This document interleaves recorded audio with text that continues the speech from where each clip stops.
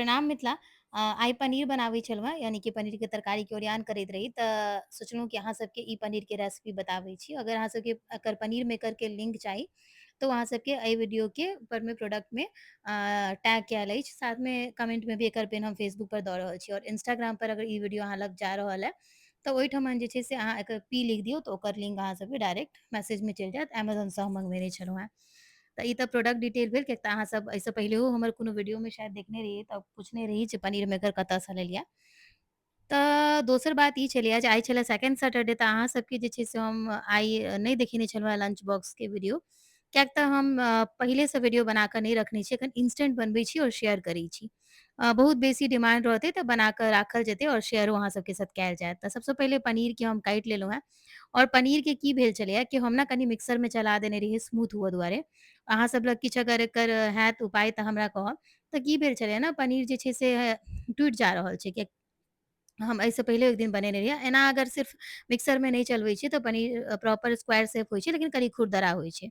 खैर ओ तऽ अलग बात छै, एकर की अथी छै से अहाँ सब हमरा कमेंट कऽ कऽ किया कहब जे पनीर किया टूटि जाइ छै। एहि तरीकासँ जहिया अहाँ सब तरकारी बनेबै जेना हम बता रहल छी और देखा रहल छी, एतेक जबरदस्त पनीर बनि कऽ तैयार होइ छै कि अहाँ अगर किनको खुआ देबै ने तऽ एतेक खुश भऽ जाएत किछु कहऽ के नहि। तऽ सबसँ पहिले रेगुलर मसाला, हरैद पाउडर, मिर्ची पाउडर, धनी पाउडर और नून, ताहिके संगमे जे छै से एहिठमन हम इस्तेमाल कऽ रहल छी दही। बस रेगुलर बेसिक मसालासँ एकरा मैरिनेट करबाक छै और अहाँ चाही तऽ हल्का सा ब्लैक पेपर ऐड कऽ सकै छी। हम दै छी, ओहिसँ स्वाद बहुत नीक आबै छै। ओकरा मैरिनेट करऽ के छै। एहि तरीकासँ अगर बाजार वाला पनीरके हम सब्जियो बनेने छी तऽ हमरा घरपर बहुत पसन्द पड़ै छै। एहि तरीकासँ जहन सब्जी बनेबै ने तऽ एतेक स्वादिष्ट बनै छै कि मतलब अहाँके की कहू, समय बचत होइ छै, बहुत इंस्टेंट बनि जाइ छै और सबटा मसाला एके बाजी मिलाउ और सीधा बना लिअ। हम ज़्यादातर अपना घरमे बनाबै छी ई तरकारी, और ई एनाही सब्जी बना कऽ भोरे-भोरे अगर अहाँ रोटी संगे देबै खाय ले ना बच्चा सबके तऽ लंचमे भी बहुत नीक लागै छै। अंश जहिया भी लंचमे रोटी सब्जी लऽ जाइ छै तऽ हुनकर ई डिमांड रहै छै कि मम्मी जल्दीसँ जे सब्जी बनाबै छियै सबटा मिला कऽ ओ वाला बना दिअ। तऽ एहिठमन सबटाके मैरिनेट कऽ कऽ राखि दै छियै। अगर अहाँके पनीर प्रॉपर रहै ना तऽ एहि तरीकासँ बना कऽ तरकारी बनेबै तऽ बहुत नीक बनत। हालाँकि एखन जे छै से हमरा बुझले अइ कि पनीर टूटि जेतै, कियाक तऽ सेम एनाही हम एक दिन पहिलेओ बनेने छलियै तऽ पनीर टूटि गेल रहै ई वाला जे हम घरपर पनीरके बनेलियै तऽ। तऽ हम एकरा भुर्जी बना रहल छी। हमर मम्मी एनाही भुर्जी बनाबै छथिन, बहुत स्वादिष्ट लागै छै। तऽ जे छै से हम मम्मीसँ सीखने छी और ई झटपट बनाबैवाला जे मोस्ट ऑफ द रेसिपीज़ हमर रहैए ओ हमर माँए वाला रहै छै। तऽ एहिठमन सरसो तेल दऽ रहल छियै लोहियामे, कनी हींग और कनी जीर दऽ देलियै। तकर बादमे जे छै से बेसिक मसाला अपना सबके लेबऽके छै, कोनो बेसी नहि। अतः हम रखलहुँ हेँ प्याज काटि कऽ, शिमला मिर्च काटि कऽ और लहसुन कनी थुकैच कऽ।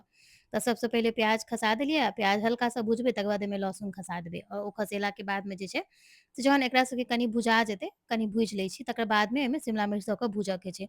टमाटर बस एकटा छोटकी टाके दऽ रहल छियै, कियाकि दही देलियै तऽ दही फ्रेशे छलै, लेकिन कनी खट्टापन तऽ अनबे करतै, ताहि दुआरे।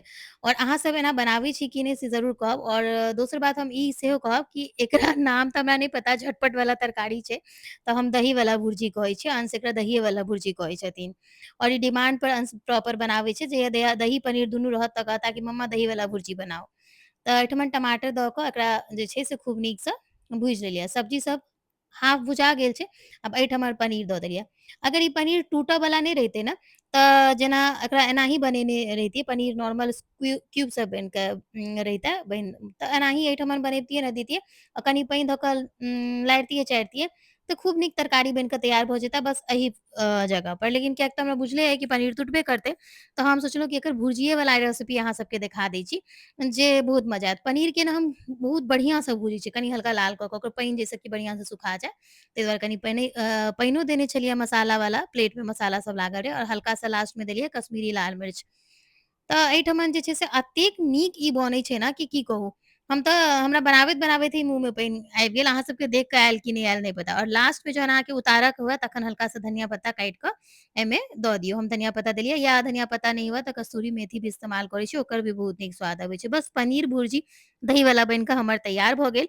और सब्जी के भी सेम प्रोसेस छै, बस अगर नहीं टूटा तऽ ओकरा लारू-चारू उतारि लिअ तऽ सब्जी बनि जायत। अहाँ सब एना कहियो बनाबै छी कि नहि कमेंट कऽ कऽ कहब। हम थारी लगा रहल छी, थारीमे हल्का सा सलाद और संग में हम बनेने रही काल्हि खुनी घेरा के चटनी, तो घेरा के चटनी, रोटी, और बस हमर थारी तैयार अइ। अहाँ सब की खेलहुँ कमेंट में ज़रूर कहब। जय मिथिला, जय मैथिली, जय माँ जानकी।